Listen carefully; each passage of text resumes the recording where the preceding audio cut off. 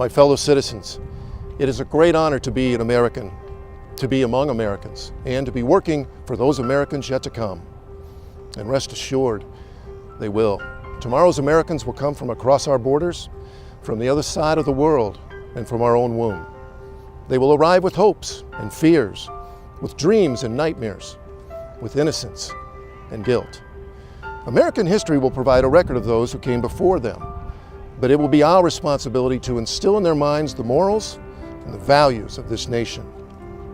They will become the ancestors of generations we can no more imagine than our forefathers could have imagined us.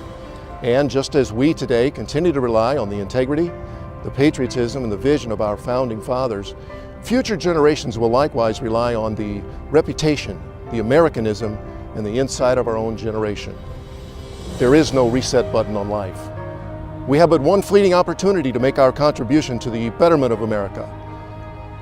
And while our children's children will be forever grateful if we live up to this responsibility of safeguarding a legacy of freedom, they will have little time to reflect on us if we fail, for they will be too engrossed in their own duties to a country they will call home, a country they will be willing to defend with their lives, a country that will serve their own future generations, and a country their ancestors neglected in lieu of short-lived and immediate gratification.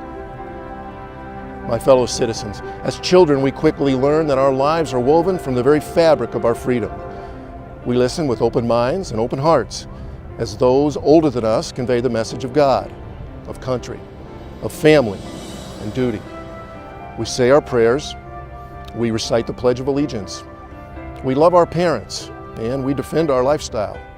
And then as we get older and the pressures of reality dissuade us from adhering to the axioms of childhood, we learn to bend the rules for our own convenience.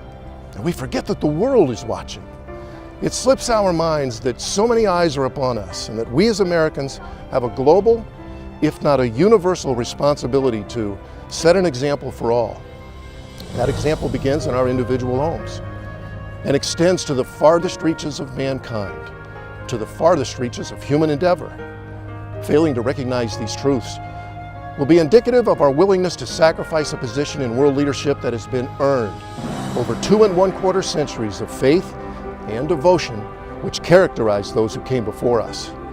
Failing to recognize these truths will only make it that much harder for our posterity to advance the cause of free self-government, the cause of a lofty ideal, the very cause of freedom itself.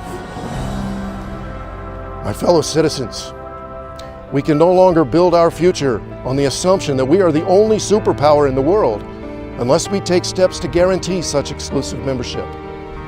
We must first convince the rest of the world that we are worthy of this status.